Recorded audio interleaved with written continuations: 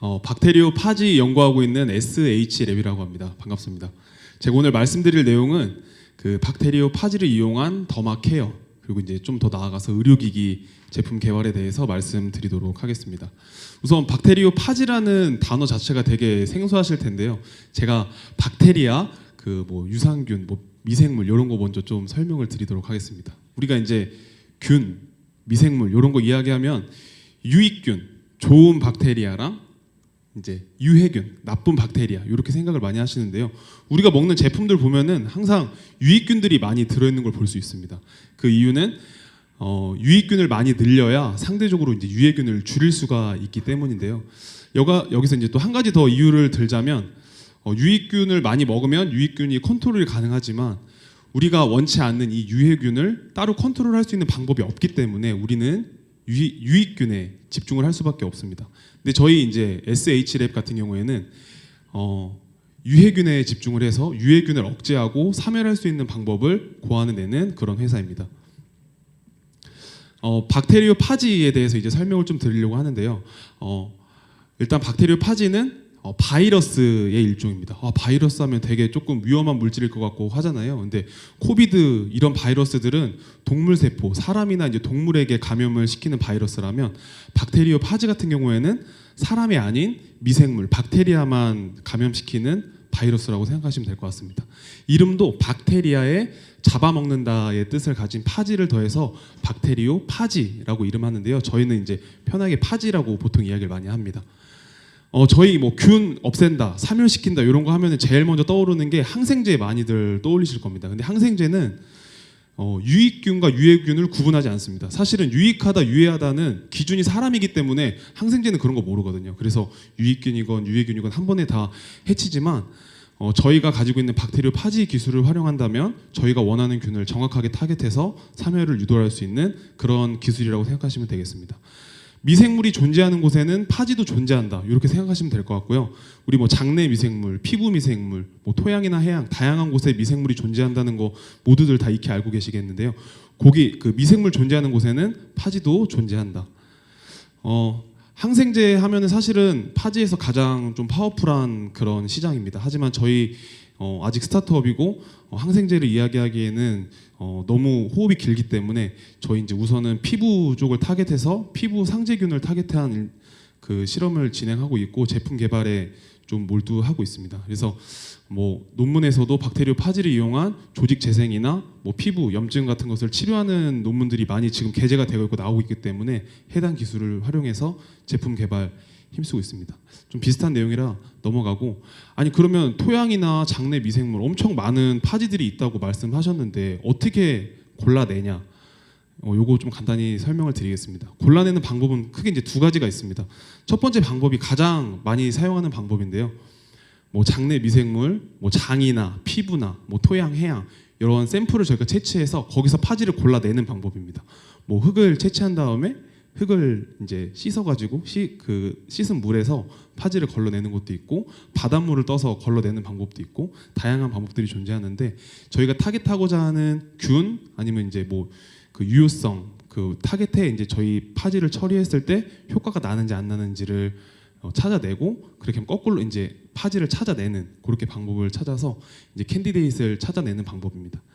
근데 이제 파지가 생소하실 텐데 사실은 연구한 지가 굉장히 오랜 기간이 지났거든요. 1915년, 17년 이때부터 개발이 연구가 돼 있던 소재이기 때문에 사실은 연구 데이터가 굉장히 많이 축적이 돼 있는 상태입니다.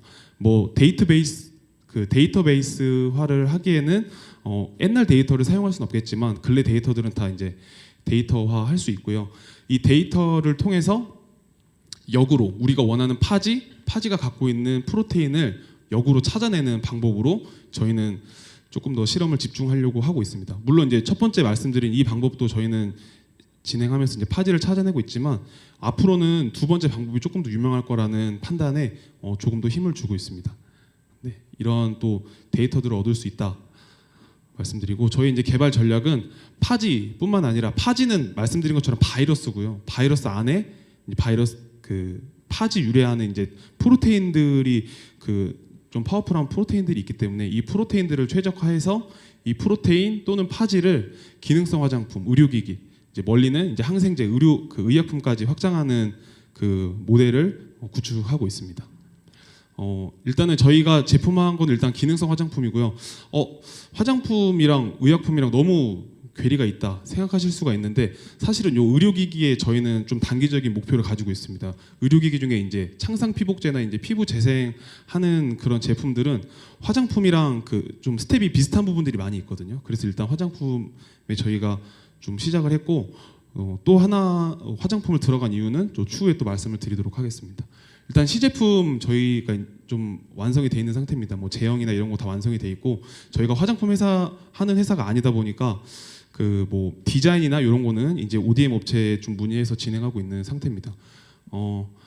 일단은 화장품이 제일 중요한 좀 자극 테스트 했을 때 이제 비자극 제품 받았고요. 저희가 첫 번째 제품 화장품으로는 크게 이제 두 가지 라인업을 좀 뽑으려고 하고 다음으로 이제 바로 의료기기로 넘어가려고 하는데 첫 번째는 저희가 좀 주름 개선에 포커싱을 하고 있기 때문에 해당 그 세포 실험에서 그 아스코르빅 애시드 비타민 C보다 그 높은 그 주름 개선에 효과가 있는 것을 확인할 수 있었습니다. 실제로 이제 인체 적용 실험 사람들 대상으로 피부에 실험했을 때도 보습 효과가 증가했고 그 주름 개선 사람 대상으로 한 지금 인체 적용 실험도 진행하고 있는데 데이터가 아직 나오지 않아서 추가하지 못했습니다. 뭐 경쟁사는 저희 이제 바이오 소재 연구하고 있기 때문에 여러분들이 잘 아시는 비타민 C나 그 뭐 PDRN 되게 유명하잖아요. 이런 것들을 저희 경쟁사로 일단 분석을 하고 있고 장점이 있다면 원료가 저희 거기 때문에 이제 그런 가격적인 측면이나 아니면 제품의 라인업을 뭐 확장하는 측면, 그 다음에 이제 임상을 조금 더 저희가 좀 다채롭게 할 수 있다라는 그런 장점들을 가지고 있습니다. 시장은 일단은 국내 병의원 타겟하고 있고요. 그 이제 병의원에서 화장품을 판매하는 곳이 전국에 거의 5천 곳 가까이 되다 보니까 여기가 이제 저희의 이제 마케팅 포인트가 되겠습니다.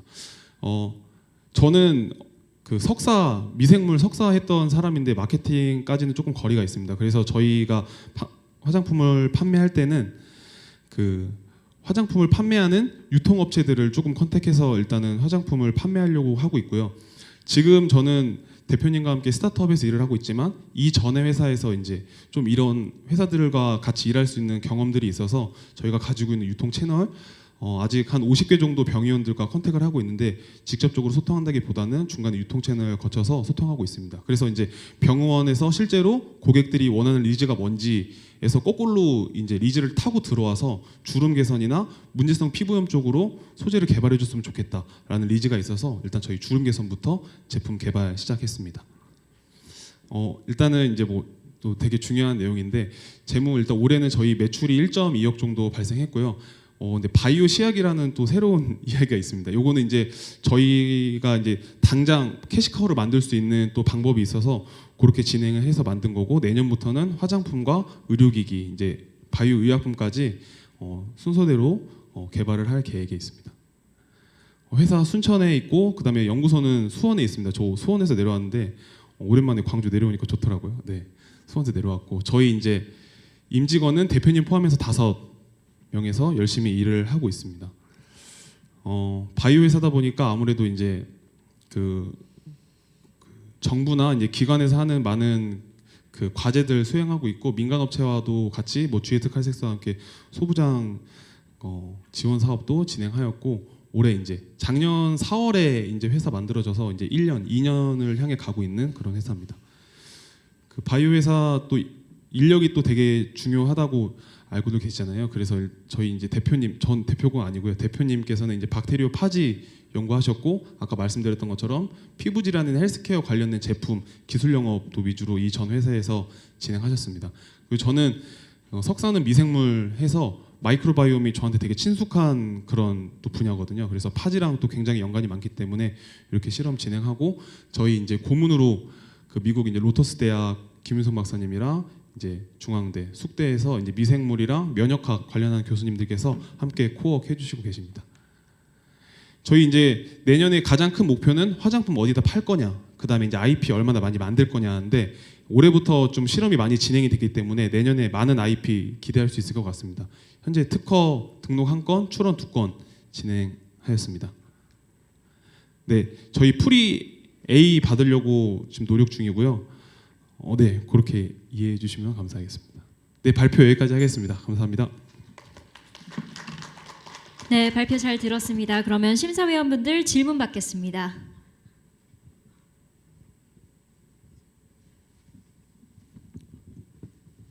예, 발표 잘 들었습니다. 일단 첫 번째 궁금한 부분은 혹시 이게 아무래도 박테리오 파지다 보니까 안전성에 혹시 문제가 없는지랑, 그리고 이게 결국에는 펩타이드가 주성분이 되는 거라면 펩타이드를 그냥 하는 것도 하나의 방법일 텐데, 화장품이란 레드오션에서 이 특이한 캐리어라는 장점은 있을 것 같긴 하지만 어쨌든 경쟁하기에는 조금 여러 가지 좀 한계가 좀 있을 수도 있지 않을까라는 생각이 듭니다. 의약품 시장으로 혹시 진출할 계획은 혹시 없으신지, 이런 기술이 좀 좋은 기술로 보여서. 예. 질문 제가 한 3개 정도 들었는데 제가 마지막 질문을 조금 감명 깊게 들어서 앞에 두 질문을 조금 제가 좀 잊었거든요. 제 뒤에 거 먼저 말씀을 좀 드리겠습니다. 우선 저희는 바이오 업체이기 때문에 당연히 저희의 최종 목표는 의약품입니다. 그리고 지금 화장품을 하고 있지만 화장품 원료를 개발하는 그런 일련의 프로세스들이 단순히 화장품에 국한되는 프로세스가 아니고 이제 의약품이나 의료기기로 갈 수 있는 그런 기본 풀은 동일하기 때문에 이 원료를 어디다 사용하냐의 차이점을 좀 둘 수 있겠고요. 당연히 의약품, 의료기기까지 확장하고 싶은 마음이 있습니다. 그리고 파지 안정성 말씀해 주셨는데 아까 제가 말씀드렸죠. 미생물이 있는 곳엔 파지가 다 있다고 말씀드렸는데 사실은 박테리오 파지 처음 들으신 분들 많이 계시잖아요. 솔직하게 말씀드리면 진짜 인체에는 아무런 영향을 주지 않는다라고 이미 알려져 있고 미국에서는 비슷한 방법의 임상을 현재 진행 중인 제품도 있는 걸로 제가 알고 있습니다. 근데 이제 아무래도 한국 시장은 바이러스 이러면 이제 허들이 많기 때문에 저희도 먼저 타겟하는 건 이제 프로테인으로 넘어와서 진행하고 있고 파지를 하는 회사가 국내에 많이 있지는 않지만 그 회사들도 지금 이제 펩타이드 먼저 지금 도전해서 진행하고 이제 좀 많이 익숙해지고 이제 허들이 많이 완화가 되면 아마 파지로도 그 제품이 개발될 것으로 예상하고 있습니다. 네, 감사합니다. 네. 네, 발표 잘 들었습니다. 기술적인 게 좀 궁금한 게 있는데 네. 파지도 호스트가 없으면은 사실 페이지라는 거는 없어지는 거죠. 네, 맞습니다. 그럼 병 안에 어떻게 계속 보관될 수 있는지가 아주 일반인한테 쉽게 설명하자면 어떻게 할 수 있을까요? 되게 좋은 질문인데요.